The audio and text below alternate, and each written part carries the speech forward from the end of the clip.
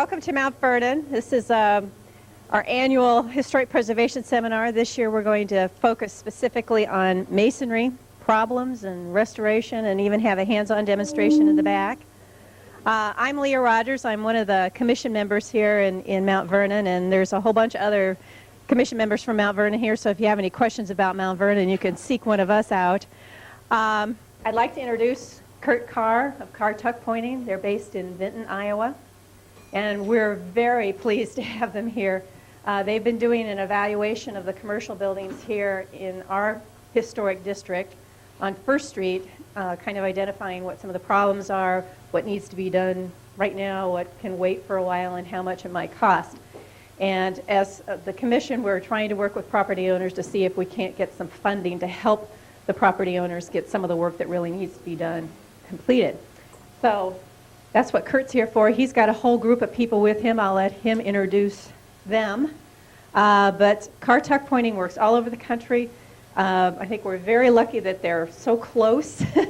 They've done a lot of work right here in Mount Vernon. Most recently, they did the restoration work on Law Hall at Cornell College and did some work on the Methodist Church and Parsonage, right? Correct. Most recently, is in addition to other things, and I'm sure Kurt will talk to about that. So I will let you take it from here. Thank you. Actually, you don't need No, I don't need that. Good morning. My name is Kurt Carr, as Leah said. Carr Tuck Pointing is 35 years old. I'm 43. You do the math. We started when I was 8.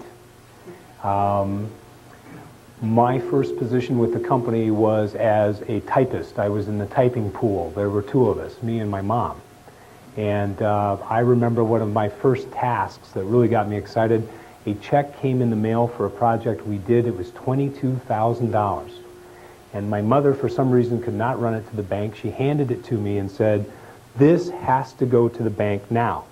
And now as I look back, I'll bet we were covering payroll. But I didn't know that then. And she said, "Don't lose this check." And I remember going to the bank with a mixture of Secret Service, James Bond, Brinks, you name it. I was a courier. So if I get kind of wound up about what we do, the reason is that it goes way back. It has to do with what my family, an extended family, has worked on. It has to do with what we've accomplished. And I'm very proud, and I'm very pleased to be here today to share that with you. I've brought some folks with me. They're in a line across the back, and I will begin introducing the one to your right, and that would be Bill Clark. He's got the hat on, the only one wearing a hat, but it's okay. Keep the hat on. Bill's proud of that hat. He's been working at Taliesin in Spring Green, Wisconsin, helping to maintain Frank Lloyd Wright's work there. Bill is an employee who's been with us since way back. He is also my uncle. He has been my boss. I have been his boss, and we have worked together now for quite some time. So that's Bill Clark. Bill also takes care of our laboratory, does our mortar analysis, and does all that kind of thing. So Bill's a good one to talk to. The gal right next to him is Beth Mayhew.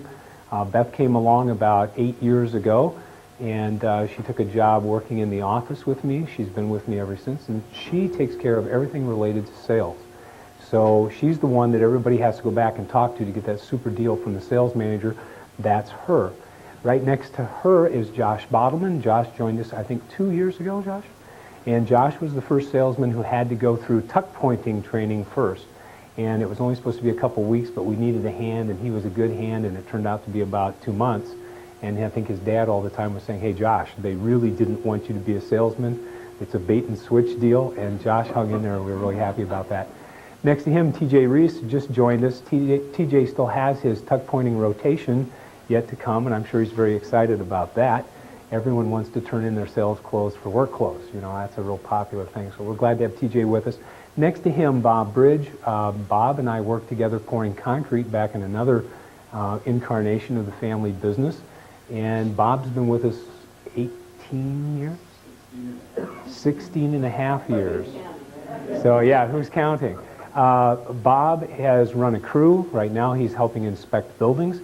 And he's also one of our more famous employees, having been photographed dangling from the Black Hawk County Courthouse after his scaffold broke. He is the only employee that I know of that has had that experience with us in 35 years. But Bob, of course, fondly remembers the fire department and all that sort of thing. So that's Bob some years ago. So I'm glad they're with us, and please feel free to use them to ask questions. They know as much as I do. So make use of them if you would, please. You folks, if you're here because you're interested in just in historic preservation in general, would you kind of raise your hand? Okay. If you have a building downtown that's been looked at, would you raise your hand? Not very many of you. That's okay. If you're here to really just learn more about masonry, would you kind of, all right. Ooh, boy, it's a popular topic. That'll work. Well, hopefully we will provide you with some information that will help you. If the weather's nice, we'll take a walking tour. If it's not, we're going to have to rely on slides. And I hope we don't have to do the slide thing, but because I always fall asleep during slideshows. But maybe you won't. Well, anyway, to start, I'd like to explain a little bit about what we do and how we do it. But before we get there, I want to share with you an experience I had. My wife, back in 1992, was helping us get ready to take a trip to Montana. And my wife hates mountains. She hates heights. She hates anything to do with any of that. And we didn't have much money. We had 2 little kids, and we were kind of trying to scrape enough to make this big journey to Montana to visit my brother-in-law.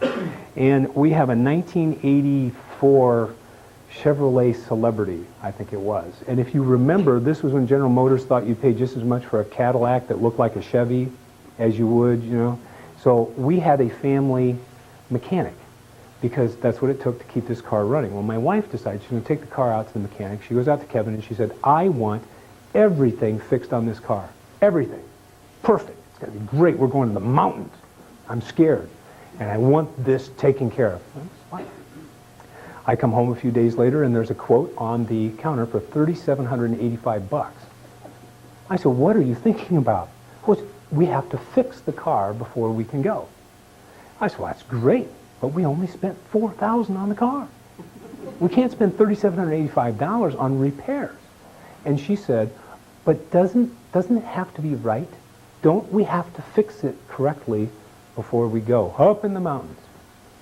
And so I had to go out and talk to Kevin and say, hey, look, bud, here's what the deal is. We're going to do less than that $3,785, and you've got to convince that woman this car is safe. And that is what is going to happen. Well, so we spent about $800 and we got out and we got back and he convinced her it was safe. And that is a lot like masonry repair. If you're going to take a microscope in and you're going to try to do every little thing that building takes, you can't afford it. And it's unnecessary. Perfection, from what I've been able to understand, exists for only 2 beings in the universe. God and elementary school spelling teachers. Those are the only 2 beings for whom perfection really means anything day to day. So, as we look at masonry, we're not looking at perfection. We're looking at making it durable, we're looking at preserving it, we're looking at making its appearance the best that we can, given the resources that are available. Just like the car. Now, when it came time to fix the car, I told you I didn't have very much money. So what I should have done right is go shop. Because I need to make sure that in shopping I'm getting the best possible price. But I didn't do that. I took it out to Kevin. And the reason I took it to my family mechanic is because every time he would hit that fork in the road where he had to choose between my interests and his interests, he chose mine. At least that's what it seemed like to me. He was what I would call a professional. Someone who places the interest of his customer or client above his own self-interest. To give an example, we had some vehicles we were having repaired and we took them to the shop. They're Ford crew cabs, and we had the brakes fixed, and they didn't use a particular kind of clip on the brake pads that Ford supplies. They used something else. And it started causing problems. And we talked to him about it. I said, well, why did you not use Ford parts? Well, I had to go down to the store, and then I had to order them, and then maybe they'd have been in there, maybe they wouldn't, it would have taken longer, and the whole... Whoa, wait a minute. We need the right thing there, not just what's convenient. And that's what we try to do as we're doing our work. We try to provide a professional service, not necessarily the lowest cost, certainly not with the idea of charging a premium just to make us feel good, but to provide a good value for the work that needs to be done. And most of the time we save people money, not so much because we work cheap, because we don't, but because we use good sense in how we select the work that we're going to do. I think we've saved Cornell quite a lot of money by working very closely with them to determine what really needs to be done and what doesn't. So that kind of gives you a little idea of where we come from. To give you some more examples of how important what you get is, and I want to tell you that one of the purposes here is to better equip you to buy masonry repair services no matter who you use. We're not really here to sell. I naturally kind of get into that routine because I enjoy it. But that's not really what it's about. I want you to be able to buy the services you need and get your money's worth. Because along the way, you're going to protect the masonry. And for us, we tell people, we work for the building, we don't work for you. You happen to own the building right now. Your name is on the abstract, but it will be the generations who come along that you're giving that building to, whether it's a church or a school or a private business. That building is going to be in Mount Vernon or Lamoni or Austin, Texas for generations to come. And that's where our obligation goes. To put the whole thing together and to provide that professional service takes a lot more than just little bits and pieces. We're going to get into the bits and pieces. You need to know those. You need to know about mortar. You're going to play around. We're going to find out who the best tuck pointers in this group are this morning. I'm looking forward to that. You're always surprised who has the talent. So we're going to get to the nuts and bolts, but the nuts and bolts really don't define what we do. Give you an example. If we're working on a downtown building and we've got a 24-year-old young man who's agile and strong and ridiculously confident, maybe a little cocky, and he's got a hose running across the sidewalk. And that's no big deal to him. He's got a hose, and he's got a rope, and he's got some tools, and he's got this and that. He has to think like the 75-year-old person who isn't moving with as much agility. He has to stop and see the world through their eyes and realize that that hose with that water on it and that sand around there represents a potential for a catastrophic accident. He has to think differently, which means we have to train differently. We can't think like we want to think. We have to think like the people around us. We found that safety and quality go right hand in hand. It takes the same things to do both. You have to be aware of the hazard. You have to prepare. You have to train. You have to be ready to take action. And that has to be true for every single member of the crew that's working on that. If it was just Bill and I, it'd be no problem. But that's not who's actually doing the work. Who's actually doing the work, typically, is a young man who may have never thought of the world the way a business owner does, a hospital administrator does, or a senior citizen trying to go in and get their prescription filled. So for us, the whole thing we provide is that. And as you look to have someone do work for you at any time, that's what you've got to look at. That requires trust. It requires confidence. And those are pretty precious commodities in today's society. We're really not known for being real trusting and being real confident in our relationships with other people. But that is what we do, and that's all that it boils down to. And one of the beautiful parts about this business, we like to tell people, when we're all done, you shouldn't see what we did. Boy, that really raises some eyebrows when you just handed them a $150,000 bill. They say, well, we can't see it. Great, we did our job. It's kind of like the weatherman.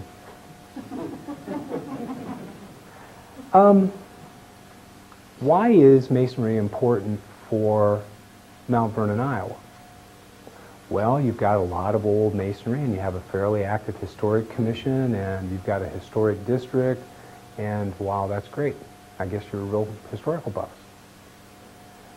That is not why the masonry is important for Mount Vernon, Iowa. As I look at Mount Vernon, I see a growing community, and I see a community that could very well become a destination for many people who would like to see what America looked like and functioned like a long time ago. They're not going to find that in Clive. They're not going to find it in West Des Moines. You're not going to find it in San Antonio. But you might just find it in Mount Vernon, Iowa. And that poster you have upstairs, I think, is a real good example of your awareness of the fact that your historic masonry means something for the continued economic vitality of your community. And so that masonry, those brick and those mortar joints are important, not just in and of themselves, but for what it will mean to this community for a long time to come. The problem with masonry is you goof it up, and the chances of ungoofing it up are just about zero. And there's the really bad part. Once you make the mistake, you can't go back. I used to tell my kids, remember, not everything is a learning experience. If you get in a very serious accident, you may not be learning much from it. So don't bank on the idea that by making mistakes, you can just talk it up and say, well, it's a learning experience. Well, yeah, it is, as your building basically dissolves in front of your eyes. Terrace Hill is a building that is essentially dissolving in front of our eyes. It's a beautiful home. It's an important part of Iowa's architectural heritage, and it is in tough shape. And we have some slides to show you on that, too. So that's why historic masonry is important. It's important for the generations that will come, and it's important for you. And I'd like to dispel one other thing. People think historic means expensive. I have to be into history. We use a different term, and I'd really like to get this across today. We do masonry preservation. We really don't care if the building's recognized as being historically significant. That's not the point. What is historically significant? A building historically significant to the people of the community of Mount Vernon is very, very different than the Washington Monument. Does that mean that the building in Mount Vernon isn't important? No, it doesn't. It just means that it's got a different historical significance. Both structures require preservation work. We're in the business of preserving the masonry for future generations. Leah used the word, and I know she's sensitive to it, restoration. There's a quote, the possibility of restoring something is about the same as bringing someone back from the dead. It's been rumored to have occurred, but it's not a common experience. And the same thing is true of restoration of masonry. We used to have that on our car tuck pointing, masonry restoration, and it just drove me nuts, because we don't restore anything. At best, we can make it a little better. At its real best, we preserve it for a long time to come, so that future generations can use it. The building can be a part of the economic vitality of the community, and it becomes a gift that's handed down from one generation to another. And that's really what it's about. It really is not about pretty. It really is not about the hysterical nuts who are worried about preserving everything there is, because it's one of the things people say. Beth actually, it wasn't Beth, I think Heather actually had somebody say, I'm not interested in historical. This isn't Nazi Germany. Nobody can tell me what to do with my building. Whoa. Yeah, no kidding. No problem either. That's fine. But that's what we're really working on, is preservation. We're working to preserve the future of your community through your masonry. And that's just our little part of it. You have a lot of other things that you have to do. Let's talk about how these buildings were built. It's really fascinating to me, I think. Why is it that if you look at a cathedral that is literally hundreds of years old, it's in good shape, and then you drive down the street and you see a building built 15 years ago and it looks like it's going to fall apart? Why is that? Anybody have a clue? You have craftsmen. Okay. Quality of material that they're good with too. Okay. Yeah, I think those things are true, but there's something else going on there as well. As we tried to make bigger and bigger structures for less and less money, we made our materials thinner, lighter. We relied on our engineering wizardry rather than on gravity. The buildings you have on Main Street are held together with gravity. That's really what does it. If you go down to Carver Hawkeye Arena, you see a building that is almost not a building. It's a hole in the ground with a bunch of trusses over it. Very thin, very light. The reason our buildings fall apart today is because they require a lot more maintenance. They're a lot thinner. They're a lot less durable. A lot less expensive to build. Ed, what's the first skyscraper, or the last one made of brick, I think, was in maybe New York, where the walls were like 6-8 feet thick at the base? Or you can't find brick masons anymore, let alone find somebody to stack it 6 feet thick.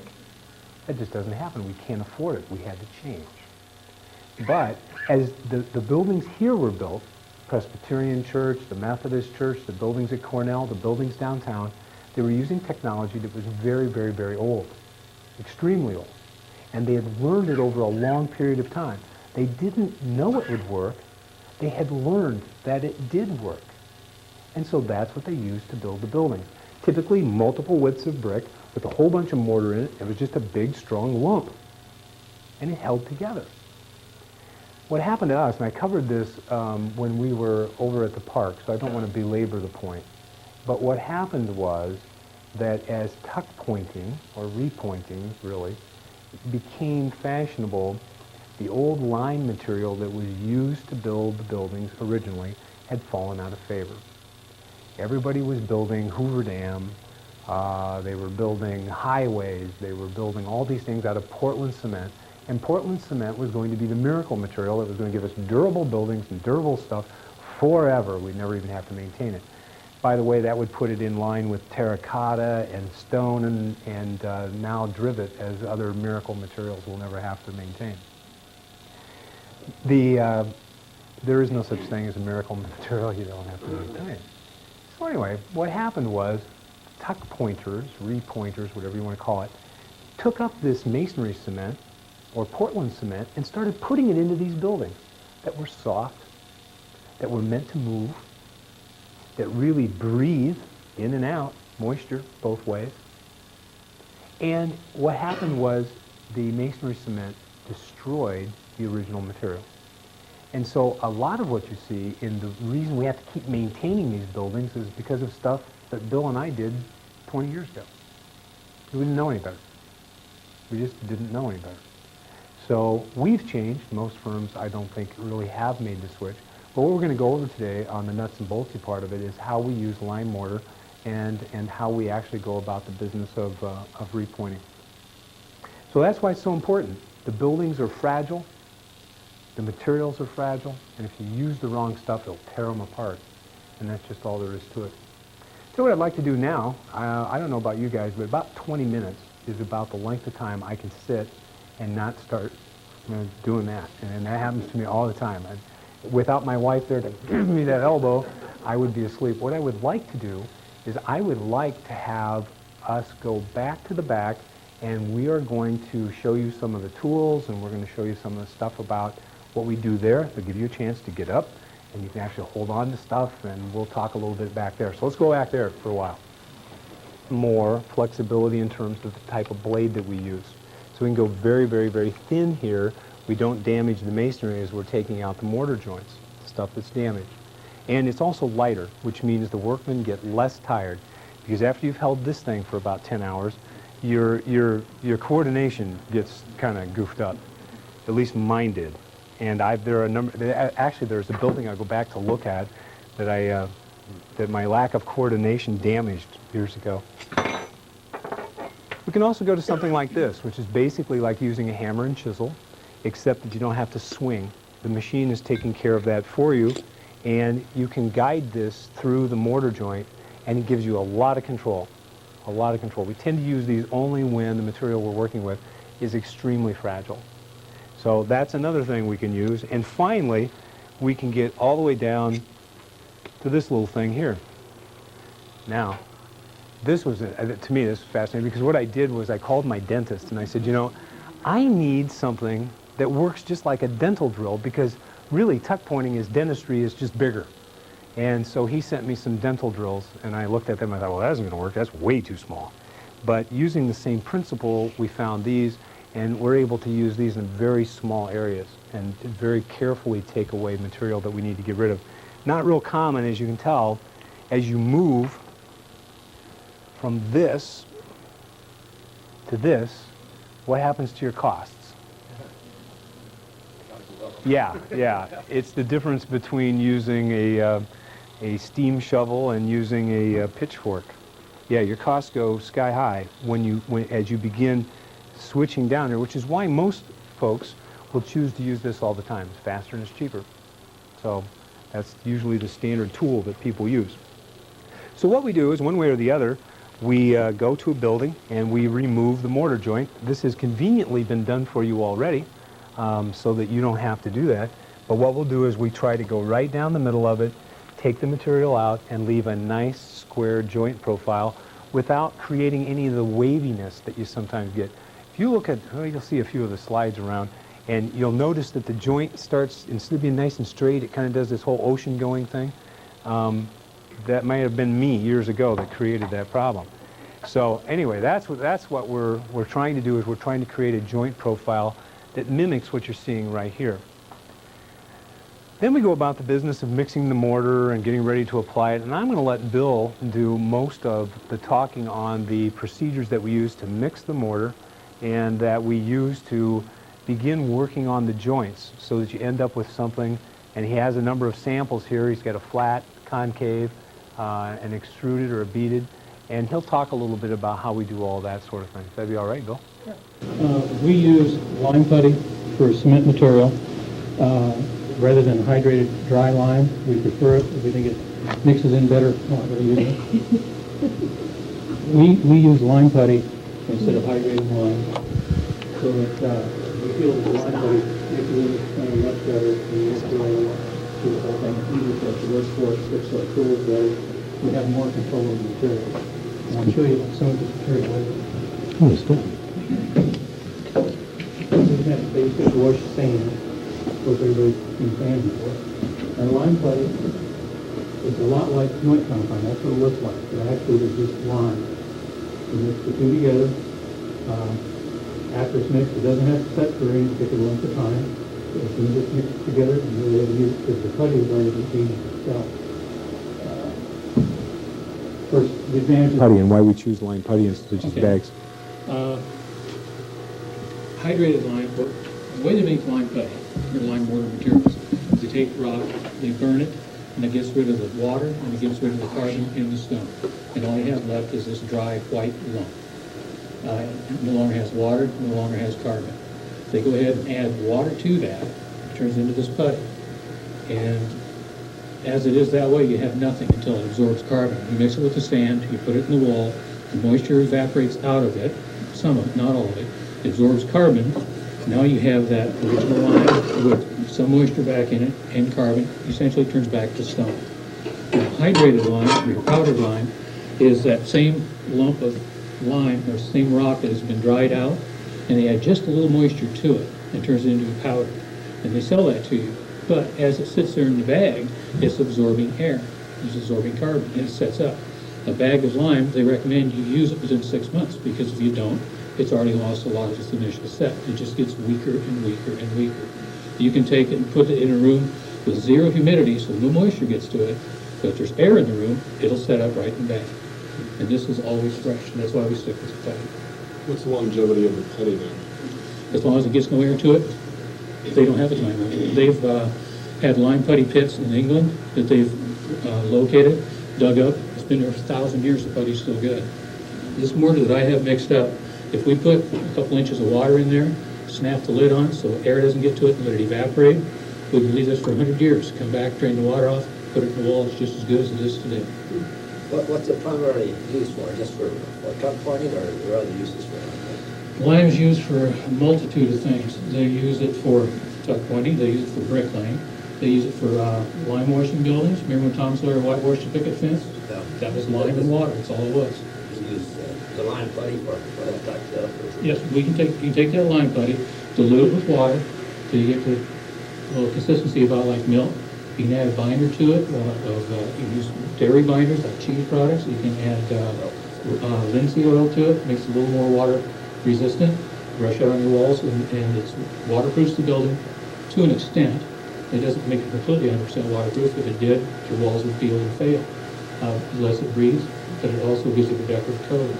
They also use that a lot in dairy barns in Europe, when they take the dairy cattle out and they hose it down before they bring in the new batch of cattle for on a yearly basis to whitewash all the walls. It works as a disinfectant. Lime cleans them. Is this the same type of thing they use with the milk-based paints way back the 17th century on houses? No, that was just the milk-based paint. That's just milk-based. Right. And back when they were using milk-based paint, mostly back in the 30s, They also use blood-based paint too. That's why most of the barns are painted red. They already have red base to start with. And if you have a building that has milk-based or blood-based paint on it, you're almost stuck with it because they don't have a solvent to take that out. What is the ratio of sand to the putty? Technically, you do a void ratio measurement with it. You take a certain amount of sand, you add water to it, and you determine how much water it took to fill those voids. That is the correct amount of putty you should use to it. That almost invariably turns out to be the 3-to-1 ratio if you have a good grade of sand. So that's been that way since Roman days. 3 is what? 3 parts sand, 1 part putty. Now, if you're using a hydrated lime, it's different because the hydrated lime, I think it's 3 to 1.17 or something like that, because there's a conversion factor, because when you add water to the powdered lime, it drops down. You take a quart of powdered lime, add water to it, you'll wind up with 3/4 of a quart. Because you ladies know what it is when you add water to flour, you get glass. Is this sand that you're using, I read in this handout that beach sand and so forth, which is rounded, is that the kind of sand you're using, or is it sand that you dig out of a sand pit locally? What we try to do is use the local sand that they use when they built the building, if all possible. We don't use like silica sand or anything like that that is rounded, because it's like trying to, if you can imagine, it's like marbles. You take a bunch of marbles, put them together, they're going to fall apart because they don't hook together. Sand should be different sizes and different shapes, and they should have sharper edges, so the rounded sand is no good. We use what's in the local area, which is usually a good grade of sand. If we run into something that's rounded, we won't use that, we'll use something else. We have a sand library in the lab, and we can actually go to a building, take some mortar out of it, take it back to the lab, crush the mortar up, dissolve the cement out of it, determine what proportion they used when they built the building, and we can also then look at the sand and look at our library and get a match of sand. Perhaps the local river here has changed course and your sand isn't what it was 100 years ago. It makes sense if you're willing to pay. Is that a service you would provide for an individual to hire you to do that analysis? We have never done that. I would suggest a commercial lab if you're going to do that. We just do it for ourselves. We're kind of in a bind because we don't have anything for homeowners. We don't have any, I mean, we're not real well set up for this. Our purpose is to make sure that you know as much as you can, and we're more than happy to help. But we won't sell a service before it's time, no, before we're really ready with it. So. Is it standard tuck pointing and tire that we have on? Yes, sir, Ed. This is, as a matter of fact, this is the new Once you're spring good. fashion for tuck pointing. Bill, maybe you can describe a little bit what I'm doing while I'm doing it. You can do the talk, and I'll do the. First of all, let your roll around. Shoot. Like you're doing it. You need to wet the wall down so that the joints have moisture in them. If you don't, when you apply the mortar to it, the joints and the bricks will just suck the moisture out of the mortar too quickly, and it won't cure properly. And keep in mind, you're going to be doing this here just shortly. So pay close attention, because you don't want to be embarrassed and have to admit that you didn't pay attention during the tuck pointing demonstration and get a bad grade. So, we've got to wet it down. You know what I'm going to have problems with now, don't you? You know that has never happened to me before? You want me to do it? Let me show you how. There you go. There we go. Okay, we're going to start over here, though. Talk, Bill. Tell me what I'm doing. He's putting the mortar in the joint, trying not to get it on the brick. He's putting it in layers, pressing it to the back, making sure that the joint is full of mortar, clear to the rear. I think now he's going to get a smaller tool. You were right, if I can find one.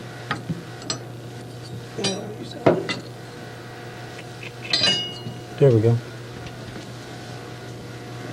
Yeah, you got to see the dry cleaning, Bill, Ed, when the crews come back. It's just phenomenal.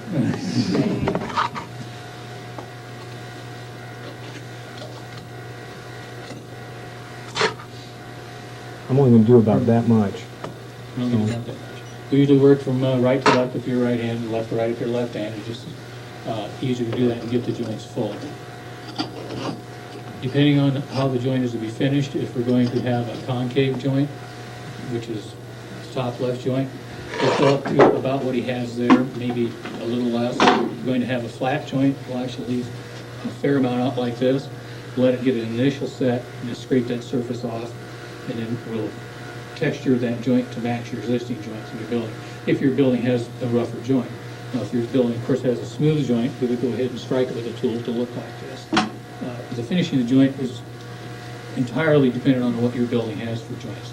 If the majority of your building is actually recessed in a little bit from weather over 100 years, or just fixing the really bad places, we'll try to weather the joint so it matches the other joints in the building. Our goal is when we get done, you can't tell where we're there.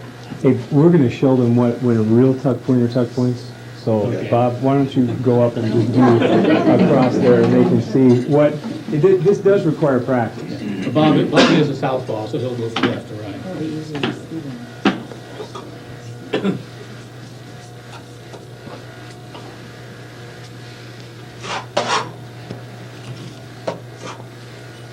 As you notice, he had no problem getting that stick with the tool.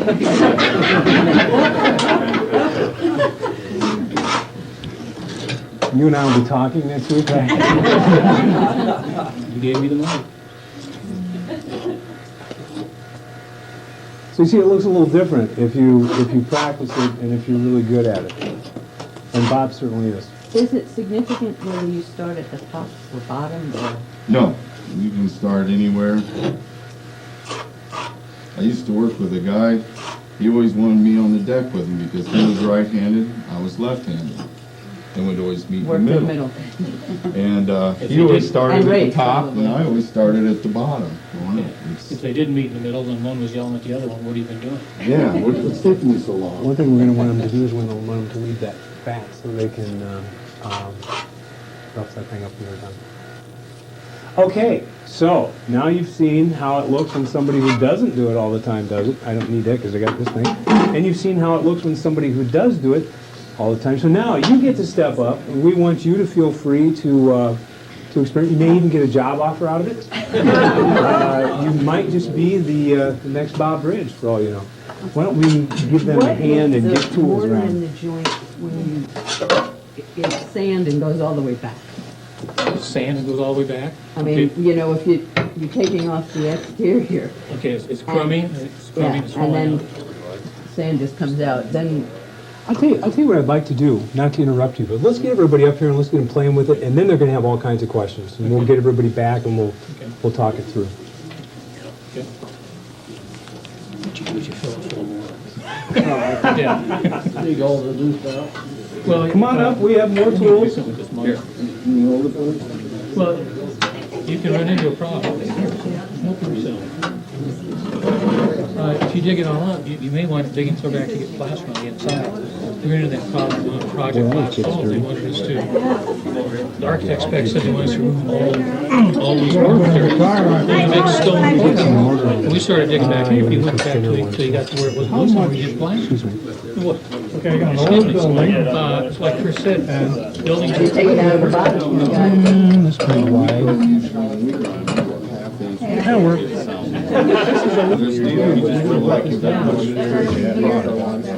Bring it back out to where. Same ratio.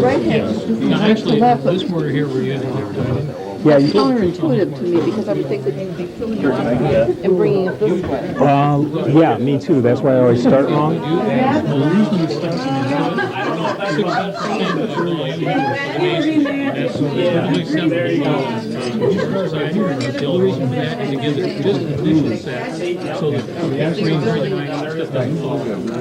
Build the building, they can wait 7 days for it to get conditions here. Labor was cheap, they could cover everything up. And they were working their way up. They were working inside the building. We can't cover it. And so they do it on 16%. You can use up to, depending on who the specifications you read, you can negotiate 20 to 30%. flexibility to this material, the way it is now. Yeah, I mean, if you keep a lid on it while you're working and then come back, Does it set up No, where you, no, it's fine. You know, you've Actually, at Cornell, a lot of the buildings we did there, we didn't use a cotton, we didn't put Portland. We did use just lime and putty. Then on Monday, we'd mix our mortar for the whole week. yeah, that's, Excuse me, we put burlap on it, wet burlap, and we just stack buckets on top of buckets. We mix mortar once a week. Now they started to do that. You can, we prefer not to because you don't know how old that lime is. Like I said, if it's been sitting on the shelf for 5 months, it's losing a lot of its strength. We just don't feel comfortable. We know that this is 100% good. So that's why we stick with it. We got a little job, like you said, we gotta have to do it hard, some point to get some, right? Well, you can use lime, ask them how fresh it is. Do that. how much do you need for an average house? I don't know. It depends on how bad of shape your average house is. Parts of it are pretty bad, parts of it are not so bad, but I'm not sure if the parts that look like they're okay are There you go. actually okay. So then do you leave this like this Yeah. for a little bit and then come back and scrape it? Right, right. Excuse me, Beth, I'm sorry. I'd start right there and just keep right on working. The women are invariably better at this than the men are first time. And have you ever seen a guy outperform a gal when the first time they pick it up? I never have.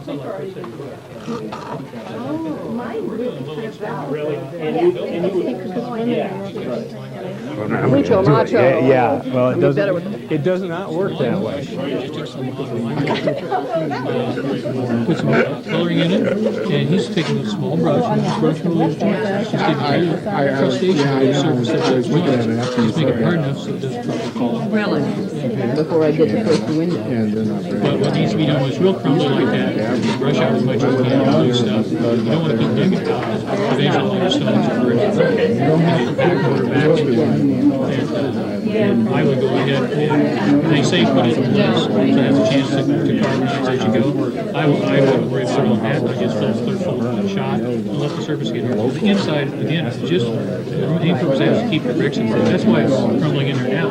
So when they laid it all as one unit, and the center didn't carbonize, air couldn't get to it. So it just crumbled. And then there are areas where, over the years, people have done it for different. Not as well as me. Is there somebody else who'd like to give this a shot? How about you? Suzanne? Uniform and Takes a lot of chipping and peeling. We've taken the out hammers, the air hammers. We've taken those before, cut the end of the chisel off and rounded off with a hammer.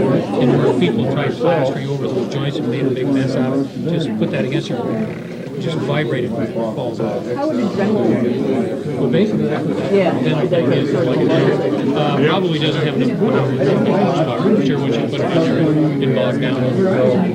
Those would be bad.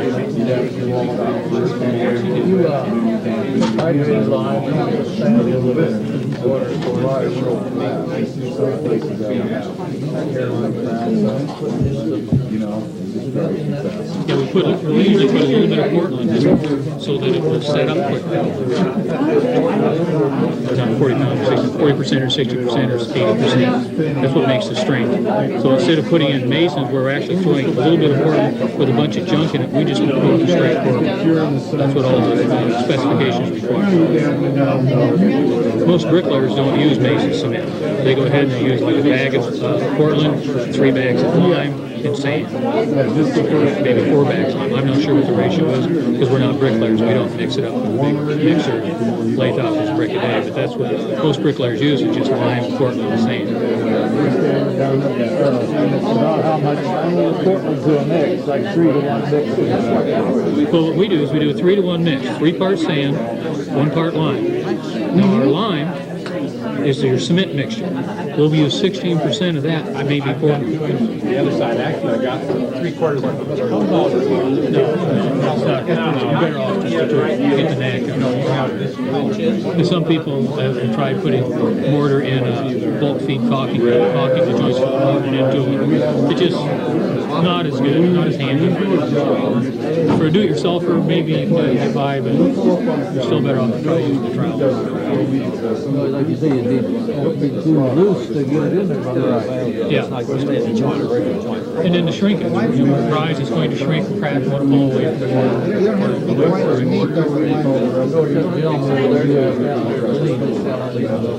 well, he's still learning. We got that recipe down, we got it figured out. I can go ahead and in a couple days, Or we can make it the size of a wheelbarrow or everything else. You got it down right there, so that there's no color change. Well, it usually takes them a while. One thing that when we were talking about. And then if we're doing Get some more for you. We have more where But that I came think all from. these people are waiting. Oh, we got, and I noticed. You're with that stuff there, you should let it set an hour and a half before you tool it. And then after you tool it, mist it down a little bit so it stays wet, dries up too fast. It weakens it. What happens when the mortar dries too fast, the water evaporates to the surface, and when it comes to the surface, it'll bring more of the lime to the surface, make the joints whiter, and since it brought more lime to the surface, it means it robbed it from behind, deeper in the joint. So now instead of being a 3-to-1 mix back there, you've taken lime from it, there's not as much lime in there, it makes it weaker. We give some standard building supplies. This morning, I understand. A lot of people. They're bigger and they feel better. You know, if you're just doing a little dab, I wouldn't worry about it there. That'll help you a little bit. About the technique of when to do the verticals on the Actually, we get our watercolors from 3 different companies. Actually, we get some out of St. Paul. They offer some colors that we can't get from St. Paul. But as far as just the basic material, the lime, you can get it at a hardware store. Hardware store, lumberyard. Okay, and this standard.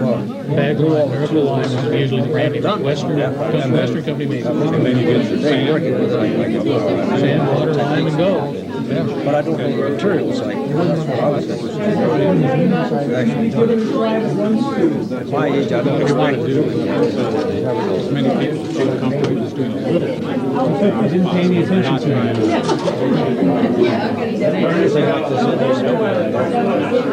Because Makes a bigger mess on the ball. Clean it up later.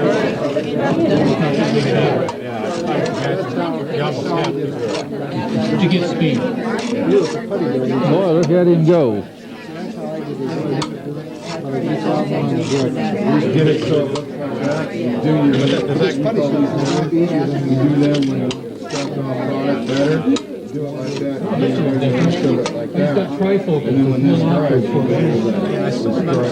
funny stuff is just the pre-mixed lime and water. And you probably, if you were doing this on a job, you'd put a little bit of Portland in there. So you pull out what you think you're going to use, and Portland with it, We would go ahead and, when we do it, we put the Portland in the sand, stir it all up like a dry mix, and then we add the buddy to it. We just mix it when we do. Yeah. What's the point? It's little workability and adhesion and. This, as it is, we put this in last night. We put this in last night. It's still somewhat soft. A lot of people We sit there can't saying tool it right away, but it's real soft. We have to wait like several hours for it to tool it. So we're working on building 3 stories down here, swinging stage up there. We want to go ahead and put the mortar and be able to tool it before we do it. It's important to give it just enough set to tool it before we do it. Just having too much Portland is what causes real problems. That can't breathe. So again, what kind of, how much Portland you put in to make solid? We use sources I use, maybe where you read 20 to 30% of your cement in the Portland. We use 16%. About 700 to Is that you mix it with sand first and then? Well, it's interesting. I was talking with some people from the Lime Institute in Vermont. Okay, that's always a good thing, I think, to do because it gets everybody up and moving and you get to actually work with something. And it's so much better than listening to me all morning. I'm a delightful guy and I certainly am witty, good looking. I like the haircut. And yeah, I noticed the haircut is becoming more and more popular. I was traveling with my dad, and we were staying overnight someplace, and he got up and he got ready to go, and he said, I need a comb. He said, you don't have a comb? I said, Dad, look. What do I need a comb for? So anyway, we're going to talk a little bit now about the problems that using wrong materials create. For those of you who were here last winter, I'll try to breeze through some of it. But I really, and I haven't rearranged the slides, so you're probably going to have that deal where, it's like, he doesn't want to show me those. But we'll show you some of the things that happens when you use the wrong materials. Then we're going to see what we have in terms of weather and time, and we may take a little walk around the street so you could see the same kinds of problems that we do. If the weather is decent enough, what I would suggest is that all of us split up and you just find somebody you want to travel with, and they'll give you a little tour and show you what we see. And then we're going to come back. We're going to talk about the next part of it, which is finishing the joints. I mean, we had all kinds of questions. What do we do with the mess on the brick? And we'll go over that for you. And so that'll be the next thing that we do is we'll talk about that.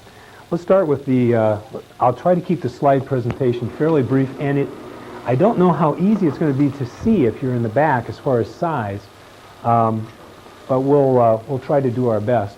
Can everybody see that okay? Okay. There's a green light. We can go. That was good.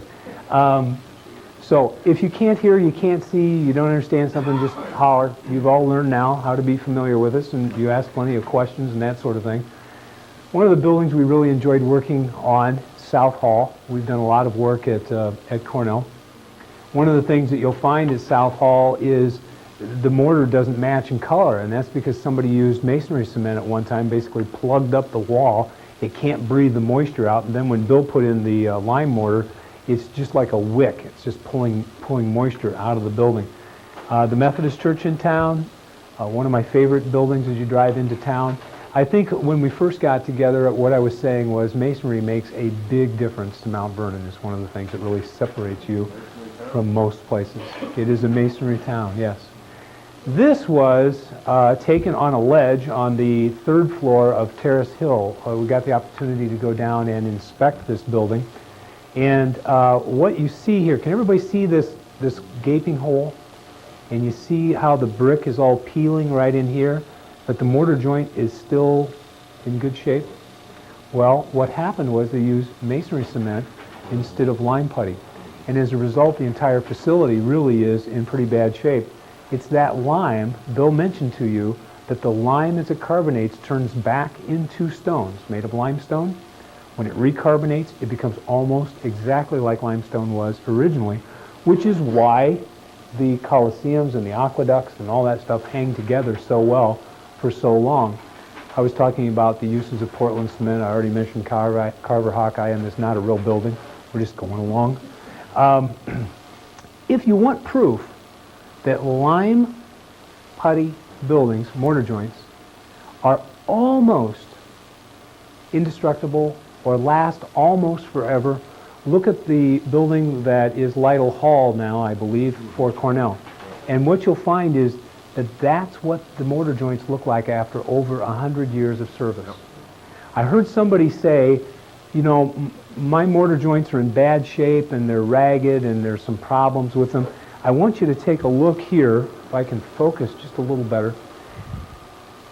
A lot of what happens is that the people in the repointing business will come along and they'll say, "Oh, by golly, look at this. We've got holes and look how it's eroded. It's all ragged, and we need to repoint this."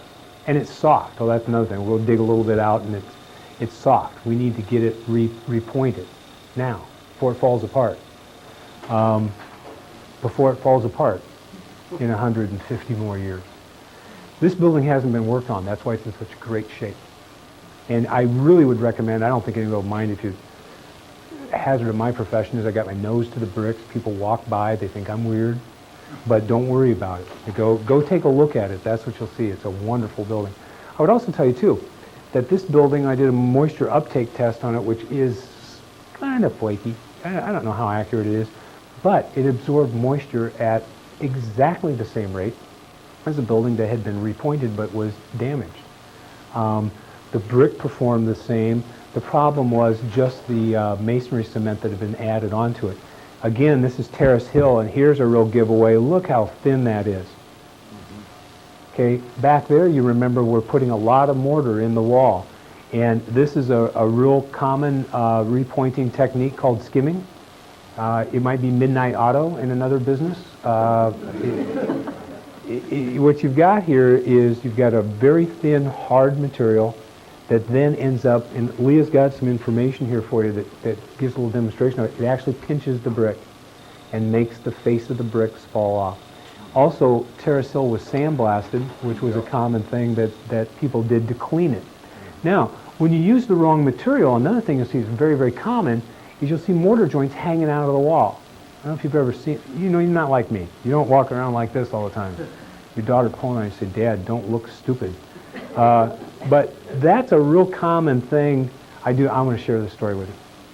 Of all the dumb things, I went down to the federal courthouse in Fort Worth, Texas, to bid it. And I didn't think about it. I got interested in the building as I'm walking up to it. I'm getting more and more fascinated. It's got all this neat Art Deco stuff on it. And pretty soon I've got my measuring wheel out and I've got my camera and I'm walking along, and guess who comes to visit me within about 15 seconds? The United States Marshals, who wanted me to come in the building. And then, being naturally somewhat sarcastic, I mentioned, well, didn't it bother you that there was a yellow Ryder vehicle out front? That didn't work either.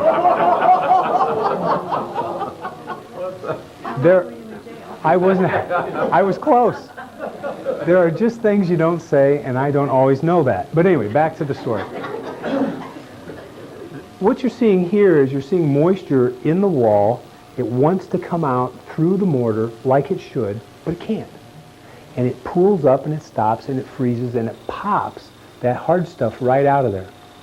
And so that's why you end up having to repoint all the time, is because the repointing that was done before is just naturally disintegrating. I mean, it's not good for the building.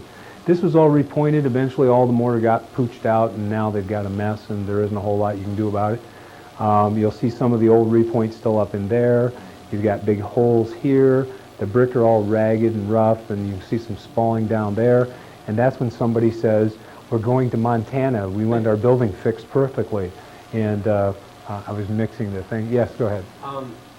Seeing some of the new construction that's happened in our community in Iowa Falls, where they're utilizing exterior brick on newer buildings to match the feel of the older district buildings, which is great to see architects thinking that way.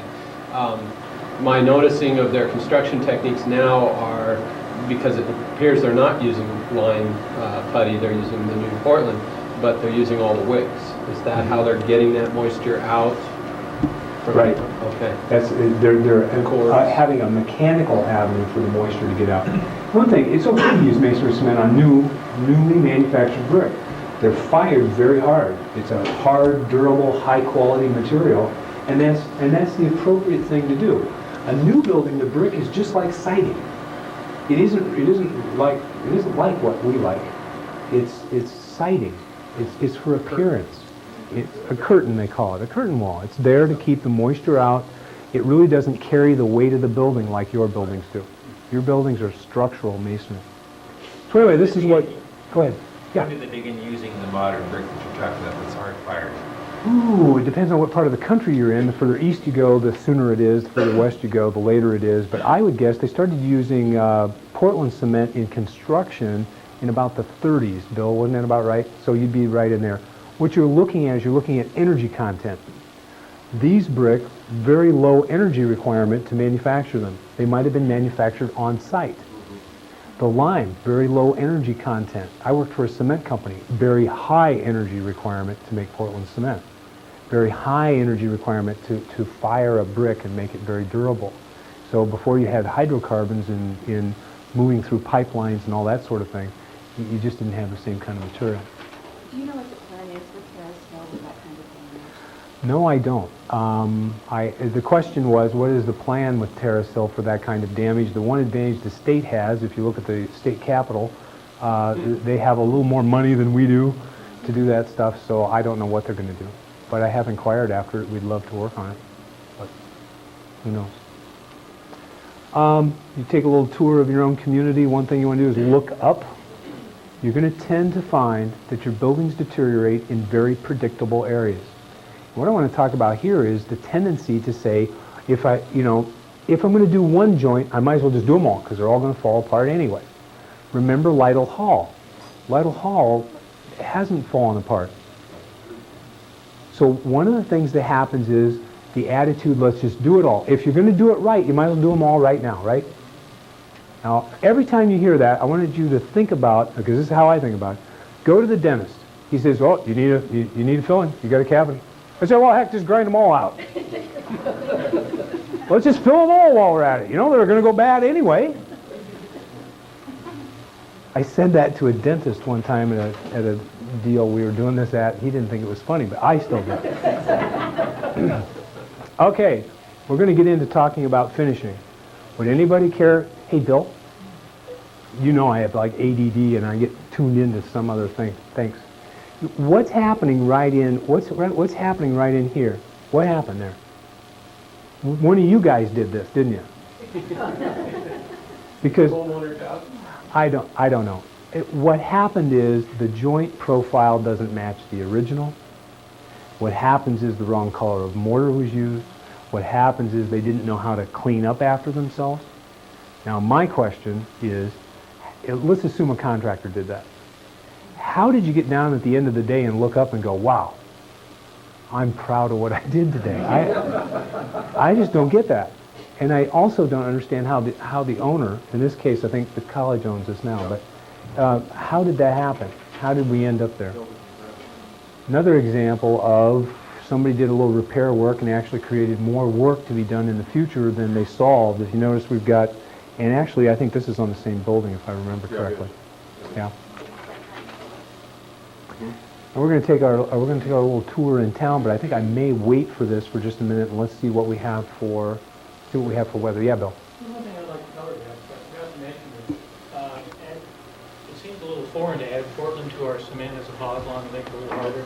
So when we're talking about how Portland can be so bad for your lime-based buildings. But actually, they did use pozzolans like that way back for centuries and centuries. They didn't have Portland cement, but they did add stuff to the mortar to make it a little harder, to give it an initial set so that they could go ahead and finish the joint sooner. Some of those things they used was powdered clay, like China clay that dishes are made out of. Before it's fired real hard, they would fire it soft, like your soft red bricks, powder it up, add that to the mortar, and it would work like the Portland does, and give it an initial set and still leave it a light color. Sometimes it would take clay tiles that weren't fired real hard, powder those up and use those too. Or wood ashes can also work as a pozzolan. Sometimes they would use different colored bricks and fire at a low heat, grind them up, and that way they could color the mortar at the same time. And so actually adding this partner to it, like we use with the Portland, isn't really a foreign thing. You can find some lime mortar that's really very hard because they use a lot of pozzolan. Good point, Bill. Here's understand that word that you're using. Pozzolan? Okay, all that is the word is used for an additive to the mortar to make it set a little harder. a little faster, a little harder. How do you spell it? Pozzolan, I believe. Here's the scoop, folks. Now, we can sit in here and we can watch the slideshow. I will entertain you. Or we can go walk out and it's just a little drizzly. It's just a little wet. And I really don't care one way or the other. I guarantee you I will not melt. But if you would rather just stay here and do the slide thing, you're going to see kind of the same thing. The other way is it's a little smaller group and get to walk around a little bit. Does anybody want to go out in the rain? Not raining real hard. Oh, that's good. Tell you what we'll do. For those who want to go out in the rain, Bob and Bill and Beth and TJ and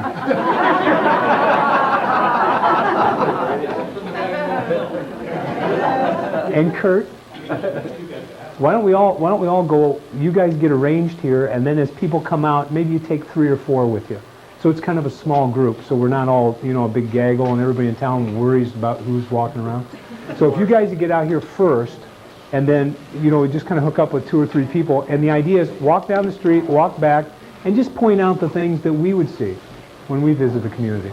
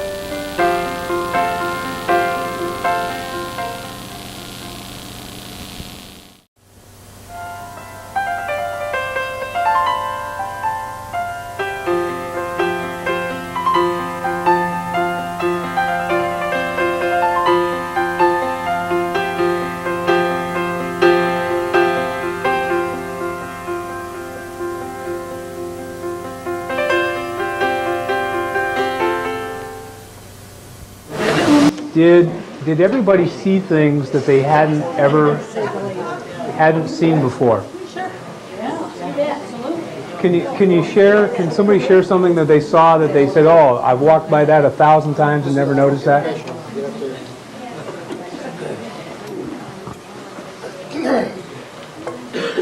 You may not have noticed, but I did. One of the things that I would like to impress upon you is the longer you study a building, the more accurate you're going to be. And you keep looking at it and looking at it. You watch it change through the seasons. You watch it change as the usage changes. You just keep an eye on it, and it's amazing what you learn, because the building will teach you things about itself that you can't discover unless you get really close to it. One of the things Bill and I particularly like about working at Cornell is because it is close, and we get to go back and watch to see how our work changes. Was that idea we had for this really as good as we thought it was going to be? Let's go keep an eye on it for a decade. It changes pretty slowly, but we get to come back and watch it. We watch the buildings change, and we watch our work change as time goes along. So we were a little faster back. You guys must have been more informative than I was, perhaps. They have some raincoats. Yes? An example of the seasonal changes that you were talking about. The question is, what is an example of the seasonal changes? The new building bloom on the Pizza Ranch building, where in the summertime you won't, I drove into town about a week ago and went, wow, what happened there? It had never done, I'd never seen it like that before. My church does that. It has an area in it that every year we get a little efflorescence, and then every spring it goes away. And unless you knew that from watching it, you'd think, oh my God, I need to fix something right now. So that's an example of things that you learn about your building as time goes on. I did share with somebody that what's really frustrating for me is the idea that it's all the same. Well, you just hire somebody to fix it, you know? And the examples of the work that we showed you that were not appropriate is exactly what we used to do. We didn't know any better. Ed tried to tell us. We wouldn't listen to him because he was an architect. But it was true. He can't know that much if he learned it out of a book, so, well, guess what? That wasn't exactly true. We should have listened a little sooner. So I'll let you know a couple of things, a couple of broad principles, and then we're going to go to the issue of how we finish joints and that sort of thing. A couple broad principles that we use. Never harm the masonry. Don't do anything to hurt it. If that means it's a little dirtier than you would like, too bad. That's just the way it is. Don't harm it. If you harm it, you can't bring it back. We were looking at the Sun building where we have some damaged brick down below that has to be taken out and put back in. We're never going to find an exact match for those brick. Every time, if we work on Ed's building, every time I walk by it, I'm going to be irritated with the fact that the brick doesn't look quite right. And that's just the way it's going to be. Yes? Remember if it's just beginning to deteriorate on the outside from sandblasting or whatever, and you chip it out, flip it, and have the bad exterior and now be the interior. It's a great theory. The question is, can you flip the brick? And the problem is that the side you're seeing has weathered for decades and decades and decades. And when you flip that thing around, even if you're able to do that and keep it in one piece, that inside doesn't look like the outside at all. But is the inside just as hard as the outside was originally? Yes. Yes. All I the think exterior that's true. surfaces of a brick are the same hardness. When they made them by hand, the heat was highly variable. So when we were working on, Bill, feel free to jump in anytime. When we were working on College Hall, for example, there are brick there that looked like they were painted. And Bill and I were like, we're scratching our head, and why is that way, and where does that come from? Well, those brick, when they made the tunnel that they used for the kiln, were so close to the heat that it actually created, it's like glass. Yeah, it's like glass, and it's shiny. And so the answer is that, yeah, kinda, but not really. And typically on modern brick, if you have a newer building, those brick are hard on three sides. They're usually hard on the face and on both ends, not on the back side and not on the top or bottom. They're set in a kiln in a certain way that those are really the only hard surface there are too. So I was told that was basically true of the old end-fired brick, that what was maybe on the inside of a house and its construction was not as hard a surface on the brick as what was originally the exterior. I see where you're going now. Yeah, in a lot of ways you're right, because the other thing, if you go to Terrace Hill, one of the things that's really fascinating is, one of the first things I saw was there are 3 distinct types of brick on this building. I thought, well, that's really weird. Why would that be? There were 3 brick makers. 3 different people made the brick. And so each part of it is just a little bit different, depending on the techniques they used, depending on how they built the kiln, depending on the wood that was available. And I think the rumor is that at one point there was a little less money available, so they chinced just a bit. Typically, they would have, on the old brick, hand-fired brick, handmade brick, when they fired them and they took them out of the kiln, they would separate them into 3 piles, and they would have first, seconds, and thirds. The first brick would be what they'd use for a face brick, and typically your thirds, which weren't very good, they'd use for a filler brick on the inside of the walls, and then the seconds they would perhaps use on the walls, like on the inside of the church tower, where it's up in the air and open louvers. It's somewhat protected because it's inside, but then again, it's not where everybody's going to see it, so they'd use the seconds there. So before we get into more particulars, let's go back to the general thing. I studied philosophy, see, so I don't like any particular stuff. I like the big broad stuff. We'll let Bill do the particulars. The general, though, A, don't hurt the building. It's number 1. B, realize that your repair is never going to be exactly like the original. And if you know what you're looking for and you know where the repair was done, no matter how good the craftsman is, you're going to be able to see it. There just is no way it's going to be exact. Third is, get your nose away from the wall. One of the most dangerous things you can do is you go up and you stick your nose about that far from the wall and you're looking at little teeny tiny cracks. Stand back, look at the health of the wall as a whole.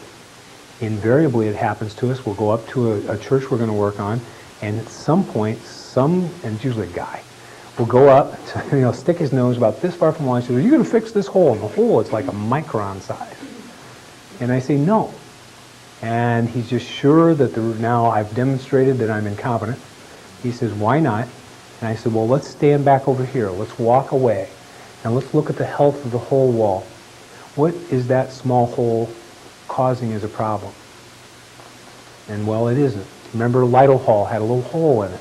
It's not the end of the world. That hole may have been there when the thing was built. Step back, take a look at it, and then make a determination from there. Don't use a microscope.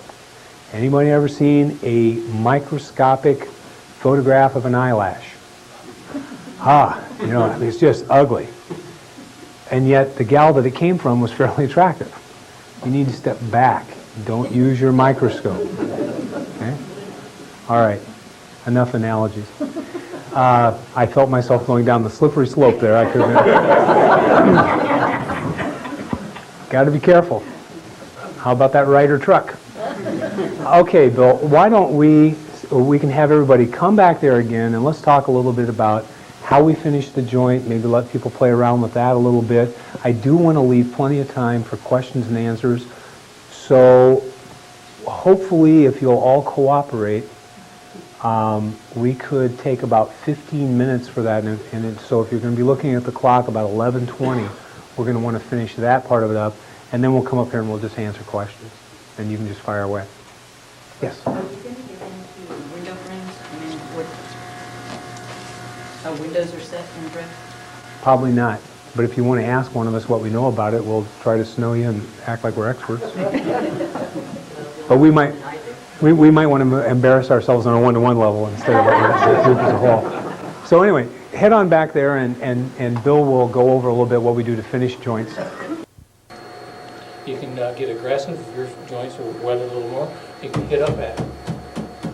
Take a little getting used to it. But that's only necessary if you want to give it that way. If you want that weathered look, right. You may want a smoother look like we have here where it's just struck. We never hit it with the brush. They make various sorts of tools. This is just called a V'ing tool. It gives this joint.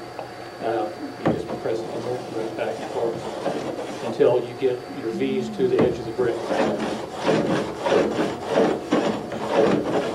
And then you would take those other brushes and bounce back in. Let it dry a little more. We're speeding this up considerably. Then you go ahead and brush those flakes off the edges. After it's cured, gotten quite a bit harder, then you wash that surface with a mild acid solution, some water. Or if you get at it soon enough, you don't have to use any acid at all.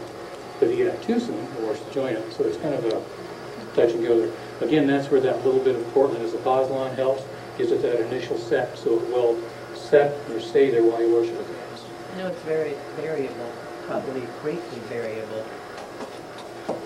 But if the weather is dry, sunny, how long before you can?